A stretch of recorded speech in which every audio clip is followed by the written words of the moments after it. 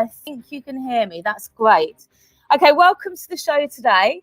I've got a fabulous lineup. I've got a colleague of mine, James Hepburn, who's not on Twitter. I've worked with him in 2 schools before, so he knows me quite well. Great. Do I need to lower my voice, perhaps? So I'm looking at my screen and I'm realizing you can all hear me, so I probably should just get on with what I was saying. I'm going to be talking to James about education in general, about things he might want to change, why he got into teaching, and what motivates him. And I will be asking his opinion on the education conference scene and EduTwitter, because James is not on Twitter like most of us who will be listening. My second guest is Atlanta Plowden. I'm going to be asking her about her famous surname. And I've met Atlanta at a couple of education conferences. I met her last Saturday at ResearchEd. So she said she wanted to be a guest, so I've put her on. And then lastly, I'm going to be joined by Ruth Lusmore, who co-directs New Voices with me. And we'll be talking about ResearchEd last Saturday and some of the sessions that she attended, as well as other general chit chat. So before I get James on, I think I better tell people a little bit about me, because not all of you will know me from Twitter. I've been teaching for 25 years in the state sector, mainly in upper key stage 2. 16 of my 25 years have been in years 5 and 6. But this year I asked for a change, and I got a change. I'm down in reception, which is a completely different world, a culture shock to say the least. My main thing is completely exhausting. Okay, so I'm just looking at the screen to see if I need to say anything. Completely exhausting. I have never been so tired. The things I've learned so far from reception children is that absolutely everything is a teaching point. In key stage 2, put your coat on is actually just an annoyance if they take a long time over it. But in EYFS, put your coat on is a teaching point because they can't put their coats on. Sitting in a line, that's a thing they can't do either. If you're an experienced EYFS teacher, I am not one, I expect you've got tape on your carpet or something to make it easier for them. I've got a new carpet, so I tried carpet squares, which they then tidied away. So it does take us a long time to get in a line on the carpet. Eating is something that is a teaching point. I eat with my class, and teaching them how to use a knife and fork is, it's a work in progress. They like to eat their fish fingers with just on the end of their fork and nibble each end of it, or their sausages, not talking with their mouths full because they end up choking. So all of those things are teaching points. Everything in EYFS takes a lot longer. Climbing the stairs. When you've got tiny little legs, it's like Mount Everest. So unless you go super slowly, you can end up losing the end of your line. So going to a music lesson this week, I nearly lost a couple of children, but they did catch up eventually. I thought I would entertain you with a mildly amusing story. You know, when you move into a new classroom and you go into the cupboard to see what the old teachers left behind. Well, I'm really thorough about that. I like to see every single nook and cranny in case there's some hidden gem. And I did that last week, and I found a rocket tent, a tent that was a rocket. So a brilliant thing to find, but I couldn't put it together with the poles. So I just tied it to the ceiling. There was a curtain pole in the ceiling. Yeah, rocket tent. That's from Tom. Yeah, rocket tent. It was good. Unfortunately, I didn't put it up properly. So I said to them, these are 4-year-olds, don't lean on the side. I mean, if you're 4 years old, don't lean on the side of a rocket tent when you're rolling around. It's just not going to work, is it? Anyway, I was over the other side of the classroom, and predictably the tent collapsed upon them. It didn't hurt them, so don't worry. But that was a bit of a hullabaloo. And I guess the moral of the story is only use a tent in EYFS if you put it up properly. Another thing I thought I would whittle on about before I invite James into the studio is how to make great Play-Doh. James saw this lesson, and if you are not a teacher in EYFS, you can still make great Play-Doh, and I would suggest you do it if you've got young children, because it's phenomenal stuff. So you need 3 cups of flour, 1.5 cups of salt, 3 tablespoons of oil, 3 teaspoons of cream of tartar, and about 2 cups of boiling water. And the fun bit is adding the food colouring, the glitter and the smell. So we made green glittery Play-Doh on Friday with peppermint smell. And it was gorgeous, and it's all squishy, and it lasts a long time. So that's my tip for the week. Make yourself some Play-Doh. Now, I called this show on Twitter EduChat and Cocktails, and I thought I would give you a cocktail recipe a week and link it to an educationalist. So I'm going to do that first, because my first question for James, if you're listening, is going to be, what's your favorite cocktail? So I need to tell you my cocktail first. So I've chosen Long Island iced tea. I don't like Long Island iced teas, to be fair. These are Kathleen, who co-directs New Voices with me. These are her favorite cocktails, and I have no idea why. I really don't know why, because she doesn't drink, and it's a killer cocktail. It is so alcoholic. So to make a Long Island iced tea, you need vanilla vodka, gin, tequila, rum, triple sec, 50 millilitres of all, if you're going to make 4. And if you're on the London Underground at the moment, they say Cointreau, and that's just an orange liqueur. So triple sec or Cointreau, and fresh lime juice, cola, and fresh lime. So you pour the vodka, gin, tequila, rum, and triple sec into a large jug. Add your lime to taste. Half fill the jug with ice. Stir it until the outside feels cold. Stir in the cola to combine. Yeah, I don't like them. I mean, they do the trick if you're out and you want to have a good night. They're very strong, but they taste a bit to me like Panda Cola, if you're as old as me, that very, very cheap cola from the 70s and 80s. Okay, I think I'm going to link that cocktail in a little while. I'm going to link it to my education list. But at the moment, I think I need to go for an advert and ask James to call in, because I've been talking by my estimations now for about 10 minutes. So I'm going to do that, and I'm going to ask James to call in. Can you call in, James, please? Let's see if this works.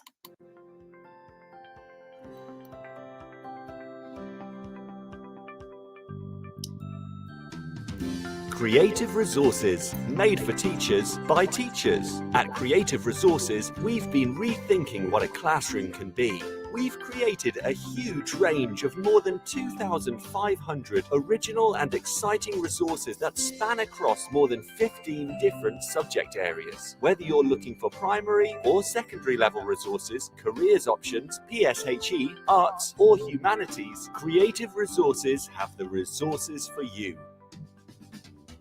We offer full curriculum packages and unique challenging escape rooms themed on topics such as Shakespeare, Tudors and fractions. We have quizzes, task cards, Tarsier puzzles and lots more. Better still, more than 100 resources can be accessed for free. Just visit our website www.cre8tiveresources.com. You can get 10% off any order you make on our website by using the discount code TT Radio. Creative Resources, made for teachers by teachers. Every teacher loves stationery, right? Imagine getting a selection of fun, beautiful and unique stationery items designed and selected especially for teachers, delivered through your door every month. You need to check out teacherslovestationery.club. I'm always so excited when the box arrives. It's such a treat. My Teachers Love Stationery Club box is just a little treat to myself every month. It's always full of delightful and surprising items, including some really good quality stationery brands like Faber-Castell and Stabilo. And because you never know what you're going to get, it makes it even more fun and special when you get it. It feels really great to be supporting a family business that's run by real teachers. I can't help feeling like they just know what I'm going to enjoy using stationery-wise better than I do myself. Visit teacherslovestationery.club and enter the code TTRadio when you buy your first stationery box to save £2 today. teacherslovestationery.club. Hello, James. Are you there? Hi, Jane. How are you? Fantastic. I'm presuming everybody who's listening, which is about 18 people. Oh, Andrew Old is listening. Hi, Andrew. I presume you can all hear us. Tom, can you maybe say if it's okay? Yeah, I think so. Okay, James. So I thought I'd ask you, first of all, for your cocktail recipe, because I did tell you at school that's what I would be asking you for. So Yeah, can you... Sure. Yeah. But before I do that, can I just say your Play-Doh recipe, your Play-Doh lesson the other day was a real treat. It was probably my highlight of the week, but it's fast threatening to become my highlight of the year. So excellent lesson. My favorite cocktail was a cocktail I had the other day. It was made by my friend Amy, and it's called a Rainbow Paradise cocktail. That sounds nice.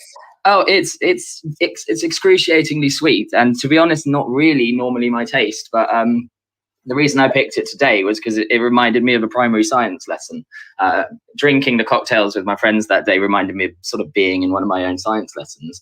It's one of those ones where they stack the different ingredients on top of each other. So I think there was some orange juice and some grenadine and some rum, and it was a whole concoction. But it was basically like getting tipsy on a fruit pastel lolly. So very enjoyable.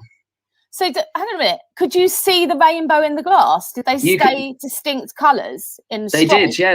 They stack. You know that sort of classic primary science lesson where you stack the liquids of different density on top of each other. Oh, okay. It was like that, but alcoholic. It was wonderful. And what's it called? It's called a Rainbow Paradise cocktail. Wow, I've never heard of that before. I think you can do it with different kind of recipes. There was an experiment with Malibu, but that became almost unbearably sweet.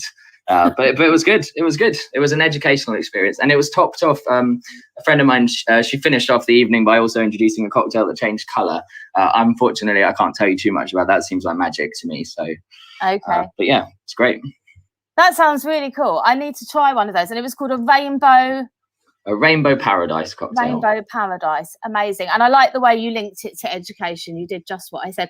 I have to clarify for the listeners that James didn't come into my class. That was at lunchtime. I'd taken my 5 children into the staff room to make that Play-Doh. That's why you saw my lesson. They were all sitting very quietly, weren't they? And good as gold away from the oven. We had fun. Absolutely, yeah. All of the sharp things were put away. It was great. I was tempted to sit down, to be honest, and just join in. It looked fantastic. Okay, maybe next time, James. Right, so I don't know if I sent you a list of questions because I'm kind of making it up as I go along now. I think I wanted you to say why you got into teaching and kind of the trajectory of your career, because it's quite an unusual one. I suppose not that unusual. Lots of people come in different routes, but you did come in via special ed, didn't you? Come in via PRU. I did, yeah. It wasn't actually a PRU. I worked in it was a PRU, that a school that takes children who have the needs that you might find in a PRU. But it was it's an independent therapeutic school, so specialist provision for children with social, emotional, and mental health needs. And that was my way in, really. To be honest, I was just kind of making ends meet as a teaching assistant for a number of years, and enjoyed working in specialist settings. And it really appealed to me. I moved to London to work in the city, and I wanted to work with. I was young, and I wanted to work on the roughest edges of education. So it was a really great experience for me. And you then transitioned to state mainstream sets. And what were the main differences that you noticed? I mean, I think if you go into a school like the one that I started out with, you know, we were very much. I learned my trade in that school. I was very much raised by wolves in that sense, and going into state mainstream education was an incredibly difficult transition. Just because of the sort of very high expectations and the rigidity of some of the structures that you find in, and out of necessity that you find in mainstream schools. For someone like me, who's sort of came into it all quite happy-go-lucky, and scraped through my teacher training doing an on-the-job kind of thing, it was a real culture shift and a real change of pace. Having said that, I think it was just a really difficult time the first couple of years. I think I've caught up with the pace now, but it's a very, very different experience. Yeah, I mean, I know James very well. I've seen him teach lots of times. He's incredibly passionate and enthusiastic about teaching, and has maintained that enthusiasm over the years that I've known him. And I try to be as enthusiastic, but I've been teaching quite a bit longer. I just wanted you to say, maybe inspire the listeners about what you really love about your job, and why you're still in it, because you do have a real passion for teaching every day. Well, I mean, not to be too cliched about it. I know I'm trying to sort of, I don't want to sound too flowery, but I guess it's all about making a difference, isn't it? And I think that certainly anyone who's listening to a radio show about teaching, none of this will be news to anyone, but it's that kind of that nice feeling of having and especially with primary, where you've got the one class all year. You've not got different children coming in and out learning one subject like secondary teachers have. It really appeals to me that you kind of take them under your wing for a year and not only teach them all the knowledge and everything, but you're actually you're there for them and see them through one of them very formative years of their life, and that's what appeals to me the most, I think. Yeah, I had a big argument on Twitter. I didn't mean it to be an argument initially. I just said something about the difference between secondary and primary, and highlighted exactly what you said, that we teach them everything. We really, really get to know them, and you're quite a formative person in their life. Not to say that secondary teachers don't have impact on their children, but they don't have those same children for 5 hours a day. So I think it's a different sensation in the difference you feel you're making in their lives. Maybe, I don't know. I don't want to start another argument. Okay. I also wanted to say to you, you're on the outside of this Twitter malarkey, and you have no knowledge of edu celebrities. In fact, I think you think it's quite laughable, don't you? I did drag you along to research. You do. I did drag you along to ResearchEd a few years ago, and you've helped at New Voices. I wanted, for the listeners, not that we've got hundreds of listeners, but maybe people who listen back, what is it, what do you think of it? Like, is it worthwhile way to spend your time as a teacher? Do you think it's good CPD? Like, a lot of people say that Twitter's the best, that's what loads of people say, it's like the best CPD they've ever had. I'm not sure that I agree with that, but what do you think? I mean, you're not on it. I think I'm sort of a shadow on Twitter. I do read things on it. And I think as long as you're discerning and I think as long as you're discerning, I think that it's funny how the most interesting thing about your first guest on the show is that I'm not on Twitter. I do think it's very valuable. But I also think it can be an echo chamber, and I think it can lead to these sort of cyclical arguments between individuals who perhaps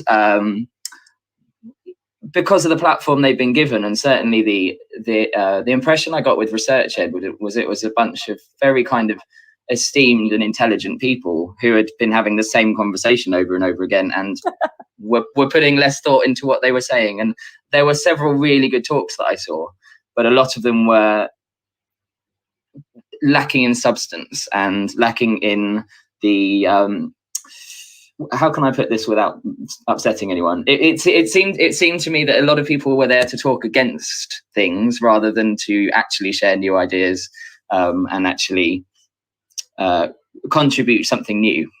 That's really interesting, actually. So, I mean, what is a massive feature of Twitter is this trad prog argument, and it centers around, this anti-prog thing, practices that have arisen that might have led to teachers having a big workload and not having a great deal of impact on the children, or children wasting their time not really learning, discovery learning. And when I get to talk about John Dewey, I want people to read him for themselves, because if you do read Experience in Education, like, knowledge is hugely valued in that writing, and a lot of the things that you would attribute to traditionalism are actually contained in the proper writings of the founding people of progressivism. They value the same things. And I think to get back to what you were saying, this anti-progressive stuff comes, it comes across really strong. And so maybe that's not so productive. And I didn't tell James to say any of that, by the way. It's interesting. It's interesting that you noticed that. And I didn't tell you to use the term echo chamber, and I used that recently on Twitter, although everybody was arguing with me that it is not an echo chamber. But I think, if that's what you think, I'm sure there's elements of it that aren't, but I think if you really truly are passionate about something and you believe it enough to stand and do a talk at a big conference, the best way to do it isn't to speak against the thing that you don't believe in, but actually to speak for the thing that you do. And I think what I saw was a lot of putting down of other people's ideas, and not so much the raising up of these clearly intelligent people's own ideas. I think that was the main thing. Okay, James, I mean, I know that I could probably talk to you for another 3 hours, because we often do. Especially if there's cocktails involved. Yeah, I'm going to have to get you off, because I know that I've asked Atlanta to be my second guest and Ruth to be my third guest, and they're not going to get any chance to say anything at this rate. So maybe I'll invite you on again. Thank you very much. I don't think I covered nearly any half of what I did want to talk about, but thank you for calling in. I'm going to try and get another advert up now while I decide what I'm actually doing. But Atlanta, if you can call in now, that would be great. Thank you. Thanks. Right, where's my advert? There we go. Need support with your phonics teaching? Did you know Oxford University Press now has 3 DFE validated programs to help you? Read Write Inc Phonics, Floppy's Phonics, and the brand new Essential Letters and Sounds. Essential Letters and Sounds will get all your children reading well, quickly, using phonics books you may already have in your classroom. Developed by the Knowledge Schools Trust English Hub, it's affordable, easy to use, and makes teaching phonics with letters and sounds more effective. Whatever your school's phonics needs, Oxford has the solution. To find out more and receive support from your expert local educational consultant, visit oxfordprimary.com/phonics. Every teacher loves stationery, right? Imagine getting a selection of fun, beautiful, and unique stationery items designed and selected especially for teachers, delivered through your door every month. You need to check out teacherslovestationery.club.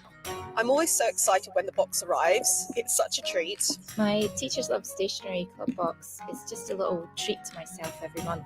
It's always full of delightful and surprising items, including some really good quality stationery brands like Faber-Castell and Stabilo. And because you never know what you're going to get, it makes it even more fun and special when you get it. It feels really great to be supporting a family business that's run by real teachers. I can't help feeling like they just know what I'm going to enjoy using stationery-wise better than I do myself. Visit teacherslovestationery.club and enter the code TTRadio when you buy your first stationery box to save £2 today. teacherslovestationery.club. Hello, I do have to talk again now, don't I? Atlanta, you looked like your mic was blocked. Am I on? I think you might be. Excellent. Do you have headphones? Yes, I do have headphones. I'm 1 minute, I'm just going to a quiet bit. Okay. Sorry. I could hear some background noise. Hi, Atlanta. I met you last Saturday, didn't I? And you said that we'd met many years ago. And I did vaguely remember, because you're awfully tall, so you're an impressive figure. So and you wanted to come on and talk, and that's great. And you've got a famous surname. I thought maybe you could start off, before I ask for your cocktail, explaining your connection to Lady Plowden. If people don't know who she is, she was the Plowden Report, I think it was 1967, one of the key changes in education towards progressivism, child-centered education. So that's Lady Plowden. What is your connection to her? She's actually quite a distant relation, I have to say. So my family kind of branched off way back. But she's a cousin or something of my grandpa. But interestingly, she did ring my grandparents one day, and she was incredibly rude on the phone to them. So not an easy lady. Okay. Not an easy lady at all. But I mean, quite an impressive name to have as a teacher. Absolutely. think. More so in primary though. So I'm a secondary ECT. That's true. Yeah, and it's you not are. being brought up at all. So. They probably don't know who she is. I No. certainly do. Okay. So did you bring along a cocktail recipe for our listeners? So we've had so far a rainbow something. I can't remember what it was now. And Long Island iced tea, which I'm still yet to explain why it's connected to John Dewey. But anyway, go on. I have got a cocktail called Bad Teacher. Oh, do explain how to make it. So my understanding, I've had it once. I was casting my mind back to what cocktails I had related to education. And it's got vodka. So 50 milliliters of vodka, 10 milliliters of sugar syrup, a little bit of lemon juice, 20 milliliters of apple juice, and then a few apple slices and a little bit of cardamom. Oh, Yeah. I suppose apple bad teacher, apple for your teacher. I can see that. I mean, Absolutely. if you substituted the apple for ginger beer, it's practically a Moscow Mule. Absolutely, yeah. And much. I like a Moscow Mule. So maybe that's what that was. Yeah, great, thank you. And you've connected it really well to education. So obviously this is going to work. Let's maybe talk a little bit about education now. So why did you get into teaching? What made you want to be a teacher? I suppose a really big reason I got into education is actually because my own school experience was quite colourful. I was excluded a few times at school, had a big issue of authority. And I promised myself my entire life at that time, I was like, I am not ever stepping in a school again. And then as soon as I got to uni, I was like, oh, I think I want to be back in a school again. So it took me a while to get actually into teaching. I worked at a couple of schools, went off into education research for a bit, but then I was like, no, actually I want to teach. I want to be a secondary teacher. Because actually ultimately I find it really fun. If anything, I think it's really good fun. If you don't mind me asking, what was it that you personally found difficult when you were a student? I mean, I had periods of my school life when I was an ideal student, and I loved school and I loved education. I was doing really well, and periods where I was quite awkward myself. I didn't get excluded or anything, but I challenged authority. So yeah, I wonder what was it that you didn't, and that was in schools that were kind of super strict and really liked. They sort of had, I was at one school briefly because we moved around a lot when I was younger, and it really had a great reputation and set a lot of store by its rules. It wasn't particularly child-centered, if you like. And I found that school very difficult, and then I moved away. What was it for you that you didn't like? Well, it was interesting because I was in a very kind of middle-class school that was all very kind of focused on the well-being of the students, really. And it was a really nice school, really, to send your child to. But I think for me, one, it was a lot of boredom. Oh yeah, I found school quite boring at times. I find it incredibly hard to engage with, and I just feel like I was tricky. I was complicated. And when many people actually ask me what was it, and the only thing I can tell them is boredom. I'm sure there are layers and layers I've not really gone through. But no, absolutely, it was boredom, and it was, hypersensitivity to teacher comments, and just being one of those tricky teenagers that when you have them in your classroom, you're like, okay, this is someone I'm going to have to work. Someone I'm going to have to work with over the course of the years. There's no quick fix. So that must have influenced how you are in the classroom. Yeah, absolutely. I think I'm quite good, I would say, at taking kids as they come. And I'm always that one who walks into the staff room. Everyone's like, I've had an awful lesson. They said this to me. How was your lesson, Atlanta? And I'm always quite stoic. I'm like, they were fine. Yeah, a couple of difficult ones, but nothing I'm going to stress out too much about, because I think it gives me quite a particular perspective. And doesn't mean I can cope with all the behaviour issues that pop up, but it definitely gives me a chance to really kind of reflect and be like, okay, this isn't as bad. This is not, they're not being personal to me. This is just how this kid comes. Yeah, I think that's the main thing, isn't it? You must understand in a classroom that it isn't personal, that child's going through. And that's not to say I'm lowering expectations.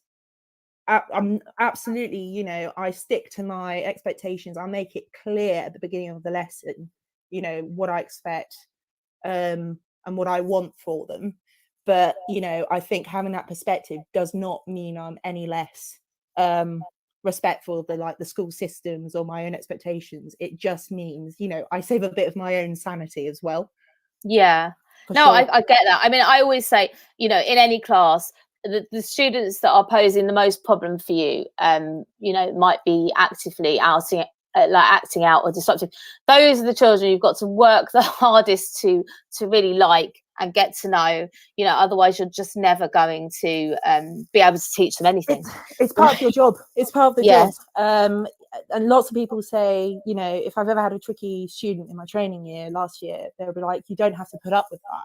And I'm like, no, I do. It's part of my job. You have to take them as they come, and you just have to work with it and see where you get with it, really. Yeah, I'm with you. I do sometimes with the uber strict no excuses. I wonder how much they really believe that, because when you talk to people within those systems, in these no excuses schools, when you talk to the actual teachers, I've met a few of them at conferences, they do realise they have to get to know each one of their students, and they don't have a particularly different philosophy to us. But in a way, it sounds like no excuses. You don't really get to know them and make allowances for certain things that are going on in their life. So I feel what's super important in any classroom setting is you need room for professional judgment. And I trained in a kind of almost no excuses school, kind of at the beginning of its journey. And, you know, that typical where you see SLT doing something that isn't on their mantra and everyone has their little moan. Well, actually, what I saw them doing was using their professional judgment and knowing that actually within their systems, which did ultimately work in the school in the context of Edmonton, North London, that actually they did need their room for professional judgment. They did need to build those relationships in small ways. Otherwise, if they didn't, they would have a problem on their hands. Yeah, I'm so with you, and I think it gives the wrong impression maybe of the no excuse school. When you see the videos, I watched one for one of these big academy chains that are famous for no excuses, and it was so robotic, and I'm like, it can't possibly be like that in the school. And if you trained in, I mean, I've never worked in a secondary school, certainly not in one of those types of secondary schools, and I just can't believe it can be like that, because you need to make allowances. There has to be professional judgment. Things do not go to plan every second of the day, and unless you can exercise your judgment and make allowances for certain things, it just won't work. You won't build any relationships. You just destroy them around you.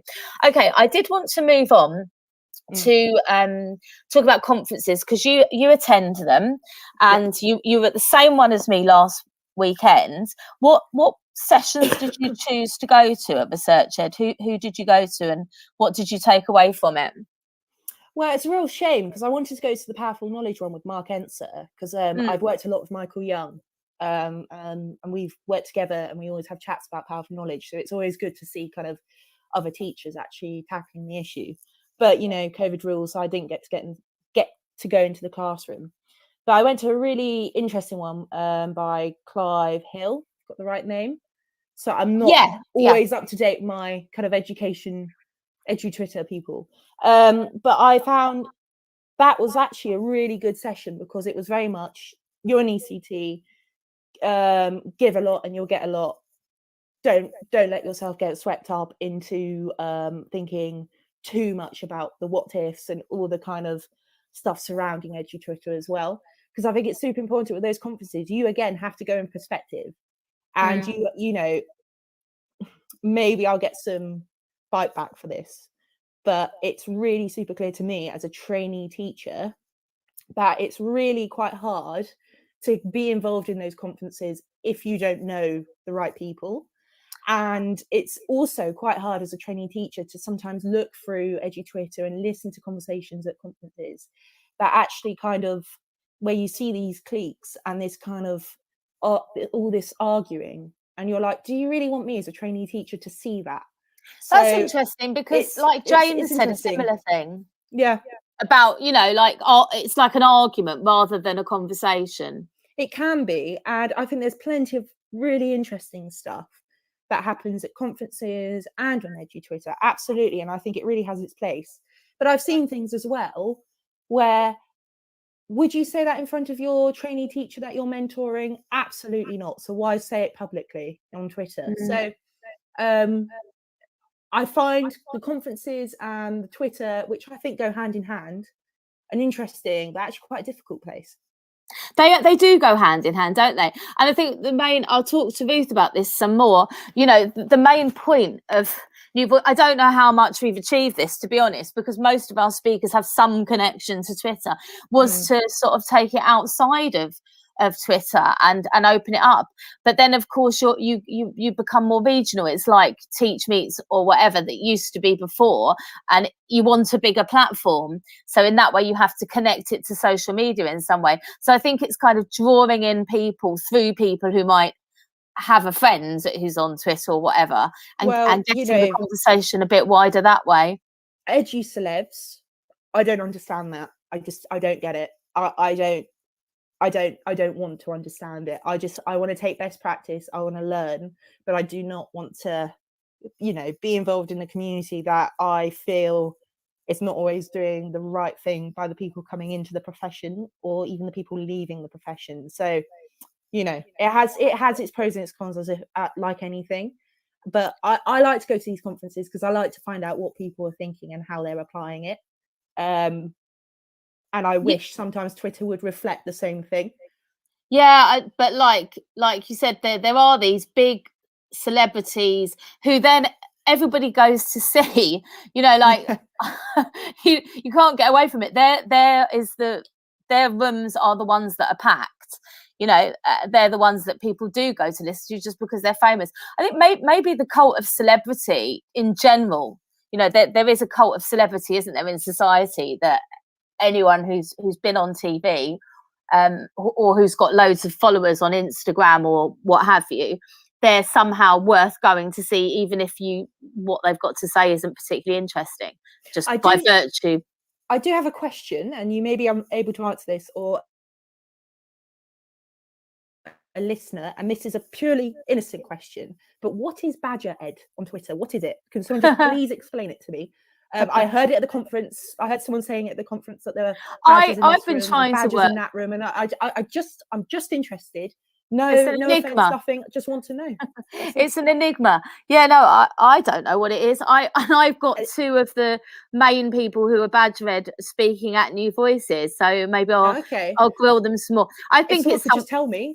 I think it's something to do. I think it's something to do with people who don't want to be involved in the trad prog arguments and want to be outside it. But I'm not 100% sure, because I'm certainly not a badger. But I was going to make little badger icons and give them out at New Voices, just so anybody who wants to be a badger can be a badger. I mean, we'll ask Tabitha. I think Tabitha's Queen Badger. So, and I think she has been asked this before. She's been asked this before on her show, and I kind of listened to a bit of it. I think it was annoying people on Twitter, because I saw a couple of little snarky comments about "I've muted Badger Ed now," which just made me laugh. I thought if it's annoying people, then it's probably quite cool. Anyway, I'm probably going to put on. Did I put on the news before? I can't even remember now, Tom. I think I have to put on another advert now and get Ruth in, because we've been chatting for quite some time. But thank you so much for calling in. Really enjoyed it. Thanks. Yeah, great. Let me see if I can find, was it the advert or was it the news? I'm going to put the news on. Okay. This is Teachers Talk Radio, and this is Teachers Talk Radio News.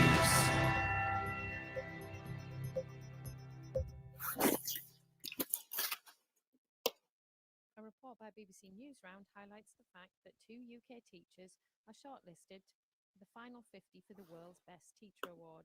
Both teachers work in schools in England. Kat Ferguson is a critical thinking teacher at Sevenoaks School in Kent, and David Swanston is a teacher of the visually impaired at St Vincent's School in Liverpool. The competition has attracted more than 8,000 applications from 121 countries. Ms Davison has been praised by the school's head teacher for her work inspiring young people to play an active role supporting charities and creating a better world. Mr Swanston, who is Deputy Principal at St Vincent's, said he was proud to be shortlisted amongst many inspiring teachers, but that the recognition for the school, including students, staff and the wider community, was also important. The winner of the award wins $1 million, which is around £750,000. 10 finalists will be chosen in October, with the winner announced in November. Conservative MPs have called for careers advice to be offered to all pupils from Year 7 to Year 13 in schools in England. MP for Workington, Mark Jenkinson, says this is needed if the government is serious about levelling up, according to a report in the Evening Standard. Introducing his Education Careers Guidance in Schools bill, Mr Jenkinson said it would simplify the current law and create a level playing field across academies and state-funded schools. The bill will go to a second reading after being unopposed. Mr Jenkinson spoke about the stark disadvantages faced by many young people, and that careers advice is one of the most important weapons against disadvantage. At present, the statutory duty to provide careers guidance applies to maintained schools, special schools and pupil referral units, but not academies, although many academies do have contractual obligations to provide careers advice via their funding agreements. Labour's Shadow Education Minister Peter Kyle said the bill was a vital way to expose children to alternative options to work, with those surrounding them when growing up. Ofsted Chief Inspectors and the Prisons Inspectorate have written a joint commentary discussing the impact of COVID-19 on prison education and have announced the launch of a new prison education review. According to details published on the Ofsted website, the findings highlight the significant impact the pandemic has had on prison education, although it also acknowledges that quality of provision was already poor. A series of recommendations includes advice to prison leaders to ensure assessments are used effectively, vocational training opportunities are provided, and learners should be back in the classroom as quickly as possible. This has been your weekend news. Hi, Ruth, are you there? Hi, Jane, can you hear me? Yes, I can. I was just, there's so much to do on this app. There's like messages that I don't have a chance to read, and I'd forgotten whether I'd played the news or not. Had I played the news before, Ruth? No, you hadn't played the news. Jane, I'm so impressed with how well you're doing with technology, because I have met you and it's not your thing. Okay. I mean that in the nicest possible way. No, it's not my thing. Okay, Ruth. Well, thank you for joining me. First of all, what is your cocktail and why have you chosen it? Well, Jane, I was going to go with something, you know, like literary kind of play on words, To Kill a Mockingbird, all that kind of stuff, Tequila Mockingbird, but I've decided to go with a classic. It's a martini. All right. Okay, how do you make a martini? Well, that's the whole point, Jane, because that's how it links to education. Because a martini, right, you can start off, everybody thinks they know. If you ask somebody for a martini and they go and make you a martini without asking you exactly what you want, they've made it wrong. Because with a martini, you've got different options. You're going to go gin or vodka. I got to go gin. How much vermouth do you want? Do you want it dry, or do you want it sweet, or do you just want a normal martini? And then you've got, you know, your little decoration bits. So you're going to have olives, you're going to have lemon, you're going to have pearl onions. And I guess that's why I thought a martini is a little bit like education. There's kind of a basic understanding that we all have, but you've got to individualize it to make it work. Do you like my link there? Yeah, I think that's incredibly clever. And Shall I tell you how I make my one, though? I've never had a martini. You would imagine. I'm serious. You would imagine the amount of cocktails I've consumed in a lifetime. I would have had a martini, but it just reminds me of like James Bond or something. Going in and ordering, I'll have a martini. Oh, it sounds like something from 1970. So no, I've never had a martini. No. Okay, well, I like mine dry and slightly dirty. So that means I do it 6 parts gin, 1 part vermouth, and then I like a couple of teaspoons of, you know, olive brine. I like it shaken, which is not traditionally, you have it stirred. And in fact, James Bond actually had it stirred. It was only until the movies that he had it shaken, but Really? I like it shaken. Yeah. Oh yes, Jane. And so because in the books he has it stirred. Yeah, and then I like it with more olives than you would usually get. I always extra olives, so it's slightly salty. It's delicious. It's really Do you good. know what? I've just remembered. It was a complete lie. I have had a dirty martini in Dirty Martinis because I was like, oh, I'm in somewhere called Dirty Martinis. I'll have a dirty martini. And it was disgusting. It was salty and had an olive in it, and I didn't finish it. So I have actually had a martini. Well, You know, maybe I mean- that's because you need a vodka martini. But yeah, that's my tenuous education link, that everyone has to have it slightly differently. If you go to Dirty Martinis, though, you have to have the chocolate one because that is the most delicious thing ever. Have you had it? No, that sounds awful to me, you see. So. It's so nice. Okay, I guess we better talk about education. First of all, it is Teachers Talk Radio, not cocktail radio. I kind of wish I could play some funky disco. Oh, you've got some feedback there, but you can't because it's Teachers Talk Radio. Okay, sorry. why did you become a teacher, Ruth? Oh gosh, do you know what? I've been asked this so many times in my life, and I actually can't quite remember why I went and did my PGCE. When I was growing up, I definitely wanted to be everything. I wanted to be a nun for a long time. But yeah, I wanted to be a praying nun. I was quite specific. I thought that was fun. Sound of Music, did that influence you? Yeah, precisely, Maria. I wanted to be a pilot. I wanted to be a baker, and I guess anything. My mum was a primary maker. All of it. My mum was a primary school teacher, and that was the one thing I didn't want to do, because she was a primary school teacher at the time when they introduced the national curriculum. And I just remember her coming home with like files and files, bookshelves full of files about teaching stuff, and I thought that looked awful. And she was quite stressed. But I ended up working in sales for a while I was doing my degree, and then decided I didn't like making anybody else money. So went and worked as a TA part-time and never looked back.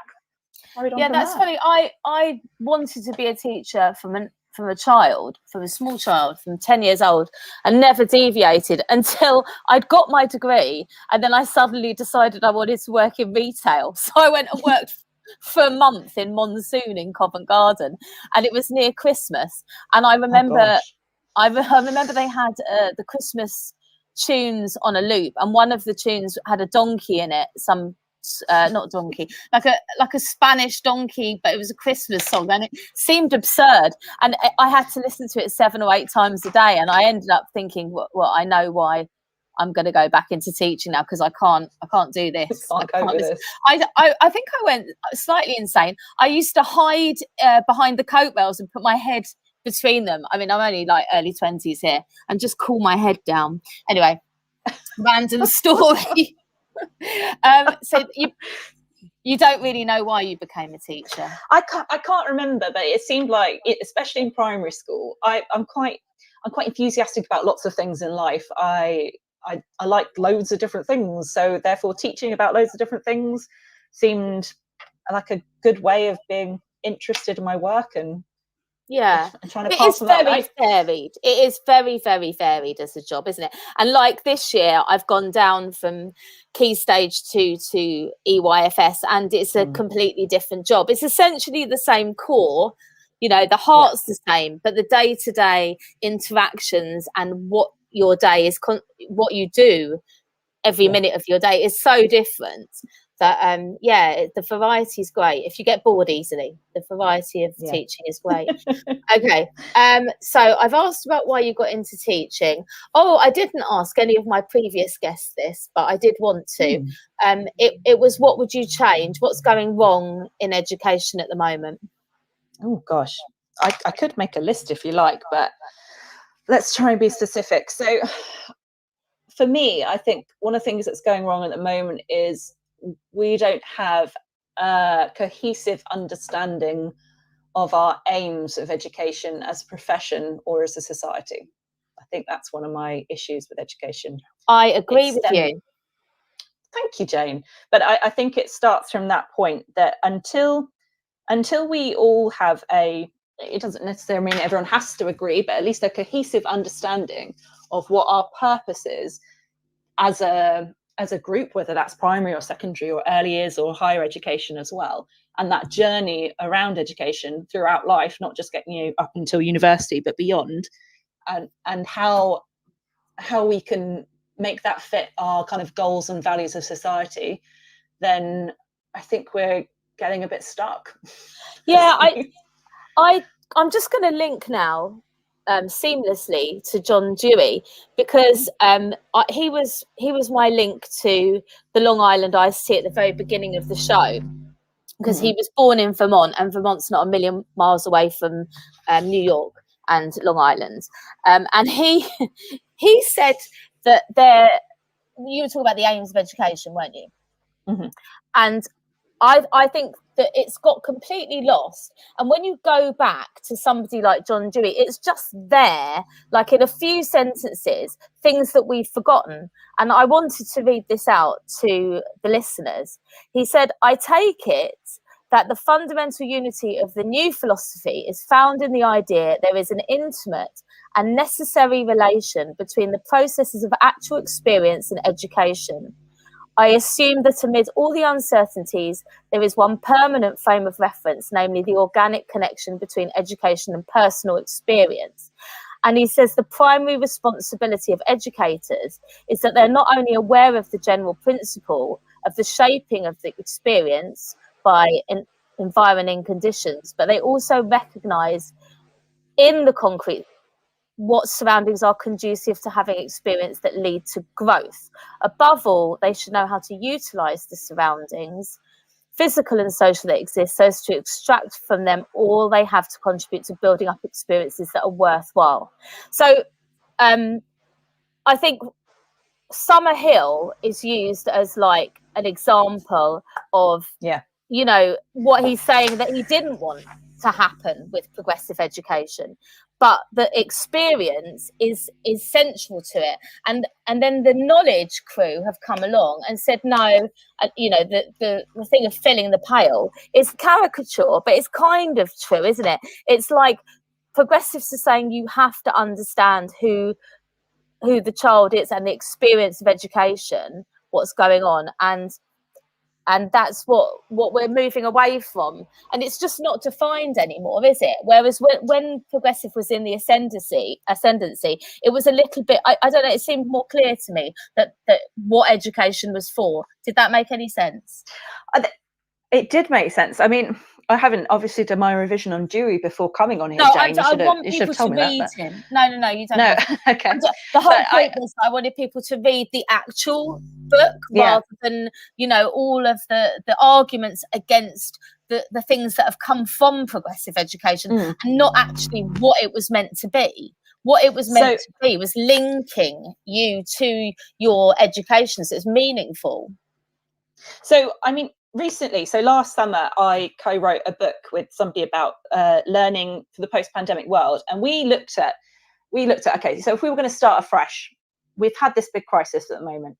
What do we want from education moving forward? What do we want from society? And I didn't look in Dewey in much detail, but we actually went back, you know, to the ancient Greeks and kind of did an overview of everything, touching on places like Summerhill and why, you know, that kind of went wrong, because, as you say, it wasn't quite what was meant in. It wasn't at all what was meant. That knowledge was so huge. If you read Dewey, he's valuing knowledge all the way through it. It's not let kids do what they want.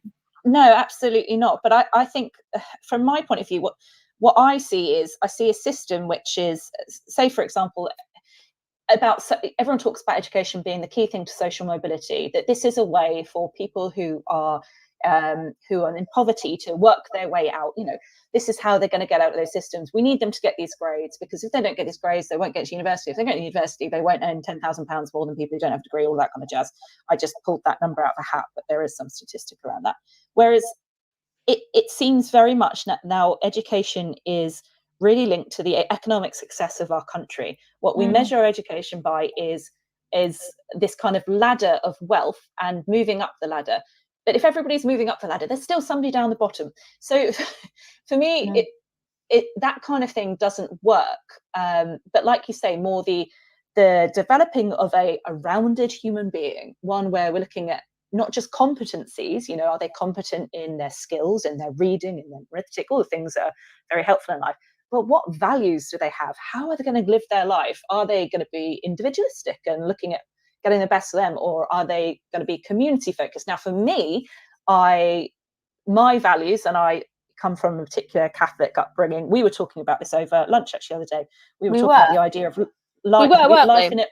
Life in all its fullness. I had an epiphany, didn't I, over lunch? It might have been the wine. It might have been the wine. But we talked about the idea, which I've been working in Church of England schools recently, and they talk about life in all its fullness. And, you know, seeing that as a core purpose of education is we want people throughout their life to live life in all its fullness. That's not, you know, getting what you want all the time. It's not about being, you know, individualistic, but really experiencing and enjoying life and getting lots from it, rather than being, I don't know, I just feel like things are a bit twisted at the moment and we're not there. I absolutely agree with this. It's not just about exam grades, you know, and unless you have thought in depth about what you're doing there, what is education and what is it for, and that's what drives you every day within the classroom. And as a professional, as every individual teacher, you've thought about that, and you know, I don't see how you can call it teaching, really. I remember when I was doing my A-levels, I studied many of the humanities. I did English literature, I did theatre studies, did classics and all of that, and history. And my theatre studies teacher had managed to get us a masterclass with Alan Rickman, the actor, and the English teacher stopped her from taking us because we were 2 months away from our A-level exams. Gosh. And it was for an afternoon. And you just think, like, I've never really got over that. Like, deprived you of something. An experience like no other, that was there on the table. It was a one-off thing. Something else had been cancelled, and he was able to do it. And that was an experience that would have stayed with me for life. Yeah. Whereas, you know, none of us were failing our A-levels. We were all doing fine. So we need another afternoon in school? No. I wanted to go to Alan Rickman. So I think, you know, one of your earlier callers was talking about professional judgment. That was Atlanta, who's very interesting, I think. Making professional judgments, not just in the case of what you think will be measured at the very end points, you know, in exams, but what professional judgment, what's going to be good for those children long term that might not be measurable. Yeah, absolutely. Okay, so I think we should move on and talk about Research Ed that we attended together before we have a chat and plug New Voices. So we both went there last Saturday, and you went to we attended Jasmine Lane's talk together, and then you went off to see another one on a similar topic, which I did not attend. And I thought you sounded really enthusiastic about that, and you wanted to talk about that. So I was going to give you the opportunity to say what that was about. I guess for me, things like the idea of a Saturday conference. So I've given up a Saturday, paid a substantial amount of money to get there, not just for the ticketing, but also transport and, you know, food and all that kind of jazz. So when you kind of do anything like that, you kind of assess, is there anything that I would be doing differently as a result of it? And it was definitely Megan Dixon and Martin Galway's talk, which was kind of expanding on what Jasmine was saying. Jasmine was talking about the simple view of reading, but they took it and they've been doing some really interesting research about the simple view of reading. So if you don't know about it, for the listeners who don't know, perhaps just kind of explain the simple view of reading and how that came out of the reading wars. And so the simple view of reading is basically a formula. Reading equals decoding multiplied by listening comprehension. You could write it down like that. And when I was a literacy coordinator for a long time, and when I was training and working with my staff, we'd often view our children on this grid of literacy, of reading, this simple view of reading. So you have going along one line, you know, can they decode? Can they not decode? Can they have good kind of listening comprehension skills? Do they not have good listening comprehension skills? And in the top right hand side, they've got both those things, therefore they're exactly where they should be. And so it's very much a simple view, and this is the point that Martin and Megan were making.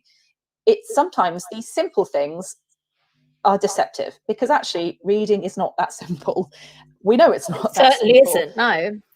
No, but you know, the simpler we go in these kind of models for us to think about things, the more easy it is for us to misinterpret it or not really unpick things. So they were talking about how the simple view of reading, it matters a lot because, you know, our phonics policy is based on this, the MPQ, the CEF, the ECF, the IF, the reading framework is all based on this model, but it's not as well understood as it should be. So they were talking about how the fact this simple view of reading came from, was it 1986? And it was published in an SEN journal. So they were thinking about this was actually mainly to be used for children who had some difficulties in reading. But actually, they didn't stop their work there. But it seems that we stopped our listening at that point. We saw that nice little easy graph and then thought, that works. We can all understand that quite quickly. Okay. And then we didn't follow the research. We didn't follow the thinking on. So that's what I found fascinating about it. You know, decoding... It must. I mean, there's so many things. There's complexity. I'm having fun with phonics at the moment. Are you? Yeah. Well, I mean, they're only 4, so we know SatPin, we know the sounds, but blending them is really quite complicated. So I'm noticing a lot of pan. Yeah. So completely different.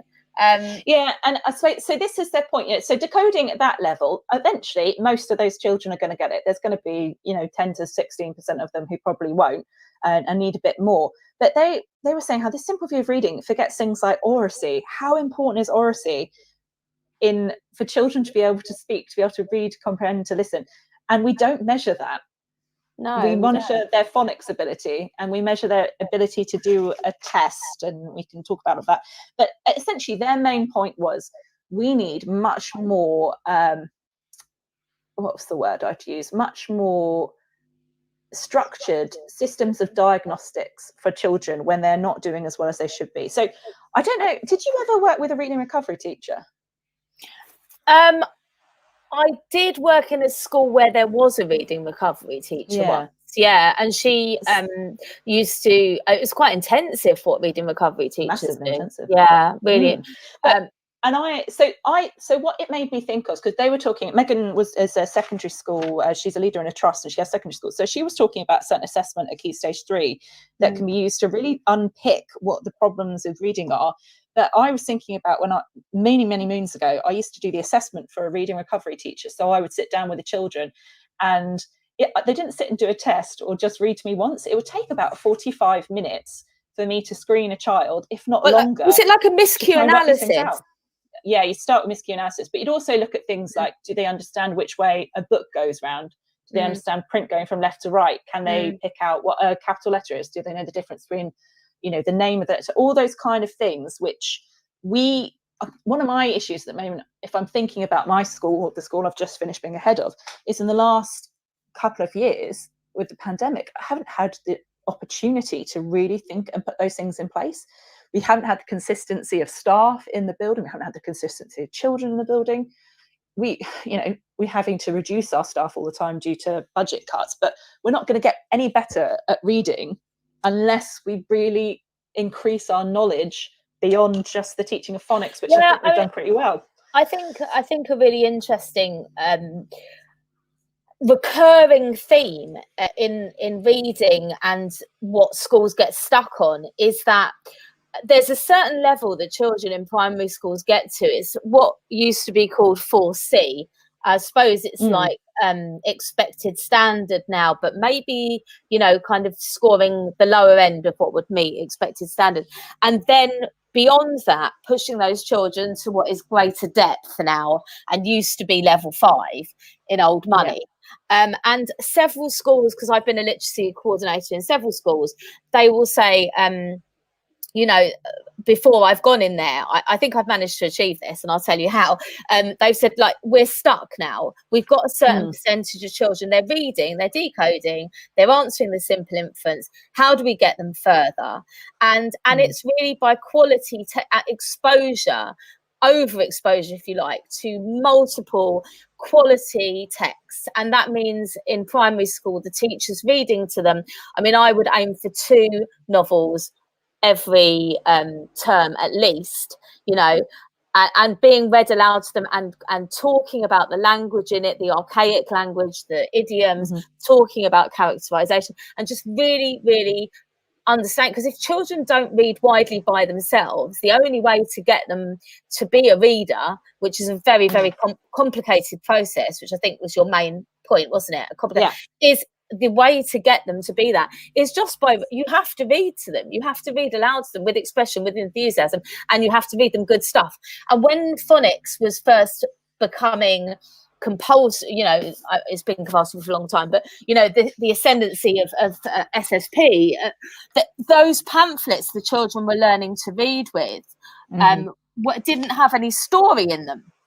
And it was like, it wasn't that anybody said, oh, you mustn't read like books with multi layers, and they weren't really saying that, although one school that I worked in did say it's only these pamphlets, it's nothing else, that's how you're teaching them to read. I don't know what point it is. You just have to be aware of all of the parts of reading from the very beginning, that you're teaching these explicitly, and you're teaching them with good quality texts. Absolutely. And I think that's the bit that, you know, jumped out from me listening to them, was I have 17 years experience doing literacy stuff, and I knew a lot of what they were saying, but it just made me really think, gosh, our model is far too simple.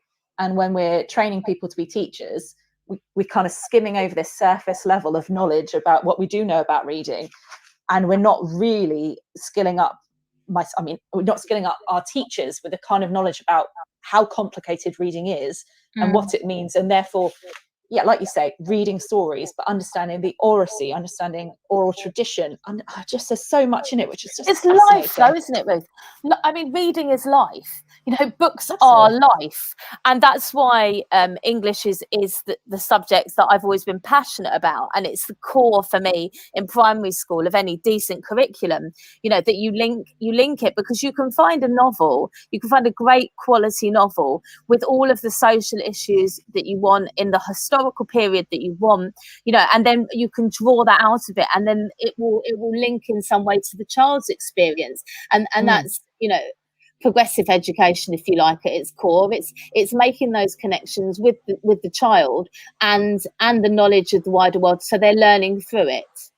On that note, another interesting point they were talking about was the idea of active self-regulation, that in order to be able to read well, you need to be kind of regulating yourself to want to be able to read at that point in time. Do you know what I mean? Like, we kind of ignore all those bits and pieces, don't we? We ignore, like, can they decode this? What score did they get on their reading test? Oh, they're a reader or they're not. Oh, it's too simple. Things aren't that simple. Okay, should we have a little bit of a chat about New Voices and why we're excited about it this year? Well, so we've got a great lineup of different people. Maybe Jane, should you explain why New Voices came about? Maybe I should. So it was 2018, and we'd been whinging. I think lots of people, I think including Andrew Old, who happens to be listening in, have been saying that there wasn't enough teacher representation at conferences. That it was all, I think his beef was it was all people who were selling stuff, I guess. Okay, yeah. Books and things. Maybe he'll put me right, because if he's listening, he can just type something there. I think because we nearly started a conference together. I think it lasted literally like a day and a half. We were sending messages that we wanted like teachers to be speaking, and it wasn't at that time. So it was like a lot of the same people, wasn't it? I made a joke, I think, at 2019 conference saying the Edu lads on tour, but it was like that. It was like, you know, there was six men, and they were at every single conference, every single conference I went to, and they got all of the people went to see them, and that's where the edgy celebrities kind of came from, these packed rooms with these people essentially saying the same thing over and over again. And it's not that what they were saying was bad, it was interesting. They're intelligent people, they said it, they presented it in an engaging manner, but surely in a profession with 630,000 people, I've just listened, we listened to James and we listened to Atlanta earlier on in the show.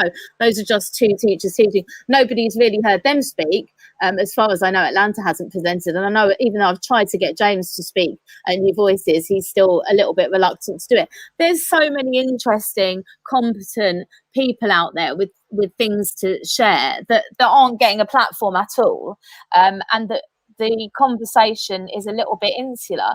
So yeah, we tried to do that, didn't we? And then you agreed with me, and obviously you're better at organising stuff, so I couldn't have done it without you. That. I think you absolutely are. I think from my perspective, so I was never part of going to teacher conferences. My background is that I would go to academic conferences around teaching. So I've been to AERA, it's the American Education Research Association, a couple of times over in the States and Canada. And those conferences, Jane, they are huge. I've got them on my shelf in front of me. It's like a yellow pages book of all the different things that are being spoken about in education. And I think sometimes when it's come to I'm not really a massive Twitter user, but I do use it a bit, but it seems like the conversation's so narrow at times, but then maybe, I don't know, I really don't understand how Twitter works. That for me, the idea of getting some other teachers out there and in a supportive environment, because actually sometimes it's pretty hard to put yourself out there and speak, is what really appeals to me. Frightening. I mean, I did a couple of them, and it's horrible. I mean, it's scary as.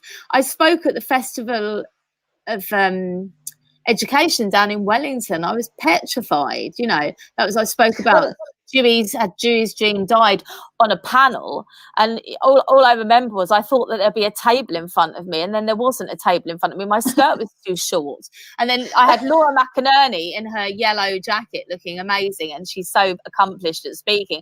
It was just petrifying, awful. So no wonder people don't want to do it, really. Well, I also think so. For example, while I was listening to your previous speaker, I noticed that somebody had copied what they said from this conversation and put it on Twitter. That terrifies me. Really? Because why? No, I don't want to be quoted all the time. Sometimes I'm just having a conversation. Do you know what I mean? And actually, the whole kind of thing about putting yourself out there and being either misinterpreted or it happens all the time, doesn't it? And Twitter, it's classic, isn't it? It's not very kind, and so I can understand why people are reluctant. So what I hope we've tried to create, or looking to create, is a place where it genuinely everybody's new there, so nobody's running off to see the big name, because the big names are in the room listening, and actually everyone's kind of got their back because they all know this is the first time they've done that. And I think that's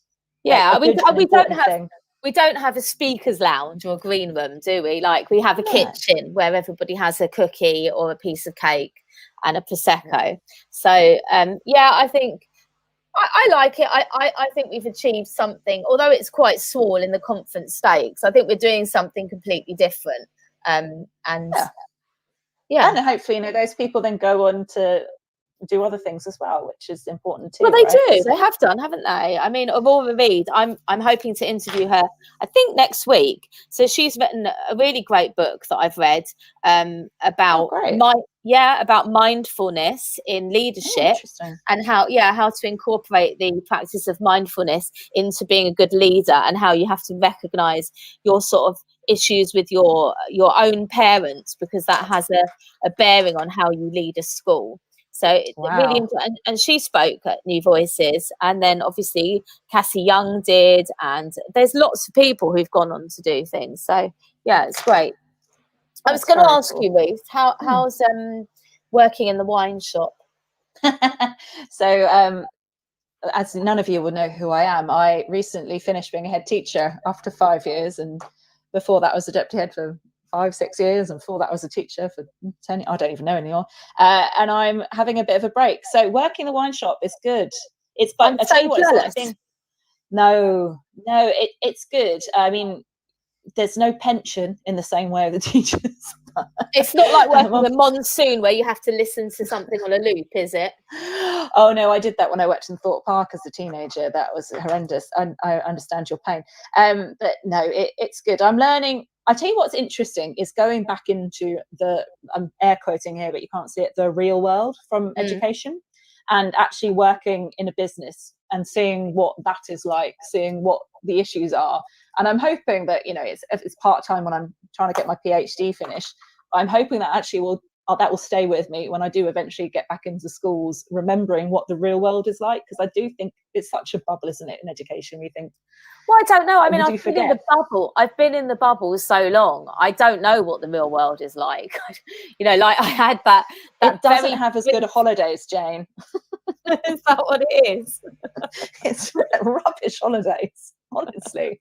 Yeah, but I've got friends who work in the real world, and you know, when I talk to them about their working week, they're in their whole day. Sometimes it's like a couple of meetings, and you know, a trip to the coffee machine whenever they feel like it, and chats with people, you know, our age, or you know, adults, talking to adults about. I'll tell you what, and having alcohol at lunchtime. Oh, the freedom to go to the toilet whenever you want. It's amazing. I know. No, it's interesting, and I'm learning a lot, but I am missing. Are you already? I am missing. In a week and a half, Ruth. Anyway, volunteer. You need to come and volunteer in my reception class. Oh, you need to give me some tips. You'll just find me on the floor playing with them, because that's what you're supposed to do. That is what I do. That's what I do all day. I'm playing with the small world stuff a lot. No, actually, I'm doing so many things. I've got. Do you know what? I've got these two puppets called Tig and Ollie, and I decided to teach numeracy with Tig and Ollie, and Tig doesn't know any of his shapes, so he speaks for this. And he goes, yellow triangle. And then the children are screaming, that's a red circle. And then I've got classic Tig. And I've got Ollie who goes, yes, Tig. The children are right. That's not a yellow triangle. Are you saying that people with deep voices have got more knowledge than people with high-pitched voices there, And he's an owl. And he's now, oh man. And Tig is a tiger. The thing is, I tried to teach numeracy on Friday without Tig and Ollie. I thought I'd mix it up a bit, and then they screamed for Tig and Ollie. So I'm like, I'm now made a rod for my own back. So, like any subject is going to have to involve the puppets. But anyway, oh gosh, it's not the real world, is it? I know, but it's a wonderful world to be in. It's a wonderful world. I'm really loving it. Okay, well, is there anything I've forgotten? Did I say to you what I was going to talk about, and then we spoke about all those things. We're all good. Okay, great. I've got 10 minutes left to fill, and I have no idea what I'm going to talk about, but I'll try and talk about something. I'm going to put on my last. Advert. I think it's my last advert, and then I'll frantically look at my notes and see what I'm going to talk about. Oh, do you know what? Worries. I can ask the listeners now if I've got any listeners left. You have. There's people commenting. Is that on Twitter? Was it? On the app, Jane. On the app. Oh, but I don't have that open. Okay, if anybody has any comments that they would like me to read out, you could do that. Otherwise, no doubt, I will find something to talk about. Okay, thanks, Ruth. Right, take care. Bye, Jane. Bye. Need support with your phonics teaching? Did you know Oxford University Press now has 3 DFE validated programs to help you? Read Write Inc Phonics, Floppy's Phonics, and the brand new Essential Letters and Sounds. Essential Letters and Sounds will get all your children reading well, quickly, using phonics books you may already have in your classroom. Developed by the Knowledge Schools Trust English Hub, it's affordable, easy to use, and makes teaching phonics with letters and sounds more effective. Whatever your school's phonics needs, Oxford has the solution. To find out more and receive support from your expert local educational consultant, visit oxfordprimary.com/phonics. Hi, so I don't have much to read out apart from Barry telling me Ruth is really interesting, which she is, and somebody telling me I'm doing great. And I have nothing much left to talk about. I mean, I could tell you, yes, she is really interesting, Barry. I could tell you what my actual favourite cocktail is, because I told you about a cocktail that isn't my favourite cocktail, but my favourite cocktail is an old fashioned, which is just whiskey. It's whiskey and bitters and burnt orange peel and ice, lots of ice. And the secret to a good old fashioned is obviously in your choice of whiskey. I'm not that fussy really, but a more expensive one is nicer, not like Bell's or something. And then you have to mix it a lot. You have to mix it up a lot and crush the ice. Talk about how teacher tired is really, really more tired than anything. That always makes me laugh. Yeah, but Barry, it's true. I mean, I was so exhausted. I'm eating like a savage. I'm coming home. The other night, I had a pizza with like a handful of gherkins and a handful of jalapenos, and I squeezed some mayonnaise on it, and I didn't even bother cutting it. I just like chomped on it. You know, it's food savagery. That's how tired I am. And then I had baked beans out of a can, I think, also last week. That's just gluttony and not fatigue. Okay. Yeah, maybe it is. But I do cook. Like I make bread normally. I make cakes. I use a slow cooker. But no, I'm so tired at the moment that I'm eating awful stuff. I really think I'm going to have to end the show, Tom. So I hope that's not breaking the rules, because I'll get better at keeping to time. Well, if you have been listening live, thank you so much. Thank you very much to James and to Atlanta and to Ruth for helping me fill in an hour and a half. I'm in London, school 20th. What's that, Barry? Okay, and I will think about how to structure it better next time. So, where's my ending jingle? Let's find it. There we go. This is Teachers Talk Radio, and you are listening live.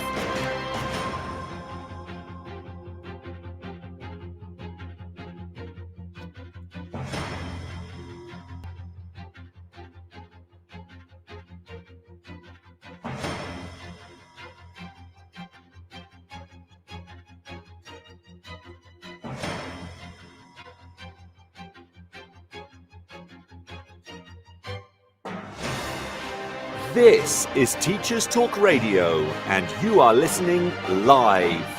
Tune in live at ttradio.org, or to join in the conversation, download the Podbean app and search Teachers Talk Radio. Follow the hashtag TTRadio. Tune in, talk it out with Teachers Talk Radio.